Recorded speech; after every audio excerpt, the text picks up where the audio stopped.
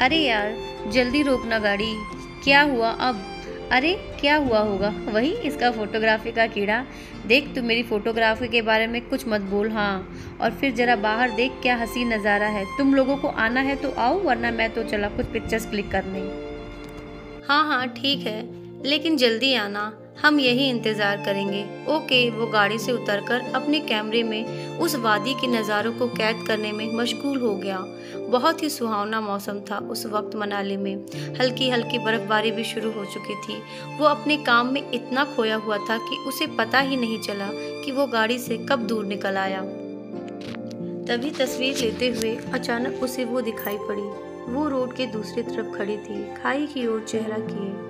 यूं एक लड़के का इस तरह खड़े होना कोई अनोखी बात नहीं थी, लेकिन फिर भी वो अपना ध्यान उससे हटा ही नहीं पाया। वो न हिल रही थी और ऐसा लग रहा था कि कोई सख्ती से उसे वहाँ खड़े रहने की सजा दे गया हो। वो अपने ख्यालों में इतनी गुम थी कि उसे पता ही न चला कि कब उसके बगल वाले खड़ना शुरू कर दिया और फिर अचानक से किसी ने उसका हाथ पकड़कर अपनी तरफ खींच लिया। धड़ाम की आवाज के साथ वो पेड़ करीब आधी बर्फ को रौंदता हुआ नीचे खाई में जा गिरा। एक पल के लिए जैसे वहां सन्नाटा पसर गया। उसे एहसास ही नहीं हुआ कि कब उसने उस लड़की का हाथ अपनी ओर खींचा और वो अब उसके सीने से लगी हुई थी। वो सहम गया था इस डर से कि अगर उसने अपना हाथ न बढ़ाया होता तो वो लड़की इस वक्त खाई में होती। उस लड़की ने एक पल के लिए खुद को देखा और फिर उन आंखों में इस बात का जरा भी खौफ नहीं था कि अभी कुछ देर पहले उसकी जान भी जा सकती थी। डर की जगह उन आंखों में एक दर्द दिखाई दिया, एक गहरा उदास दर्द। आप ठीक तो हैं? हाँ, वो मुझे पता नहीं चला कब वो पेड़ मेरी जान बचाने के लिए शुक्रिया।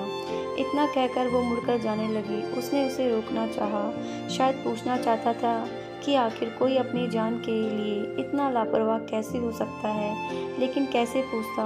वो थी तो उसके लिए एक अजनबी। तभी उसकी नज़र जमीन पर गिरे एक कागज़ पर पड़ी। वो कागज़ शायद उस लड़की के पास से गिरा था वहाँ। उसने वो कागज़ उठाकर खोला कि तभी, अरे विशाल, क्या हुआ था? तू ठीक तो है ना? हमने वहाँ से कुछ गिरने का शोर सुना। ये उसके दोस्त अनंत की आवाज़ थी। हाँ, कुछ नहीं हुआ, सब ठीक है। लेकिन वो लड़की कौन थी? उसके दूसरे दोस्त युवराज ने पूछा। पता नहीं, उसने बड़ी लापरवाही से बात को टालते हुए कहा। चल, अभी बहुत ले ली तस्वीरें, मौसम खराब हो रहा है, हमें वापस होटल भी चलना चाहिए। ये कहकर उसके दोस्त गाड़ी की तरफ बढ़ने लगे। उसने एक बार मुड़कर पीछे देखा और फिर उस कागज़ के टुकड़े को मोड़कर अपनी जेब में रख लिया। उस शाम मौसम में तूफान की शुरुआत हो चुकी थी। वो एक 5 स्टार होटल का आलीशान कमरा था। हेलो पापा।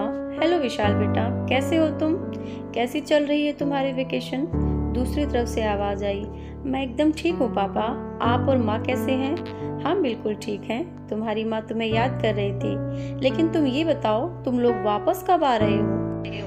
क्या पापा, अभी यहाँ आए हमें 2-3 दिन ही हुए हैं और ये सवाल आप दूसरी बार पूछ रहे हैं। उसने दिखावटी नाराज़गी जताते हुए कहा।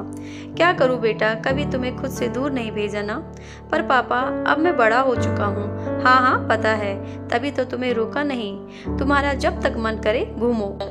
थैंक यू पापा, बाय। ये विशाल अग्निहोत्री, दिल्ली शहर के जाने माने बिजनेसमैन वरदान अग्निहोत्री का इकलौता बेटा।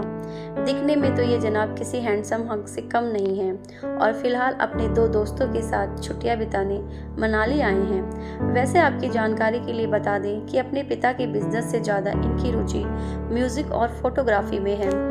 विशाल आया तो यहाँ एक मुसाफिर बनकर, लेकिन उसे ये नहीं पता था कि किस्मत उसकी ज़िंदगी में कौन सी हकीकत से रूबरू कराने वाली है।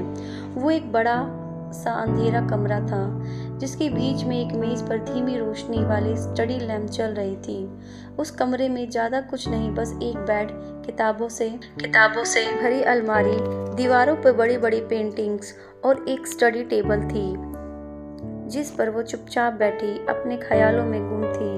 काले घने बाल, गहरी भूरी आंखें, एक सुंदर लेकिन उदास और खामोश चेहरा। यही दिन था वो मनहूस शाम। काश कि ये दिन उसकी जिंदगी में कभी ना आया होता।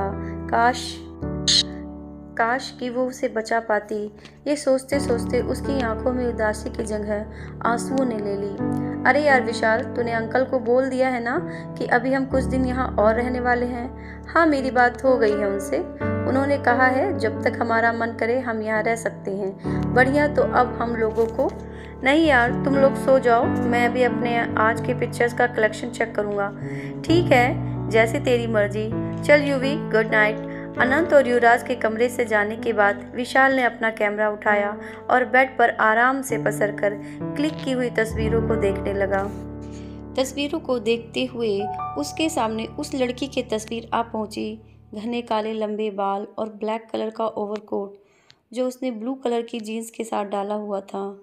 इसके बाद उस तस्वीर में और कुछ नहीं दिखा उससे जुड़ा हुआ। आगे की कहानी अगले भाग में सुनने के लिए मेरे चैनल को सब्सक्राइब करें। Thank you.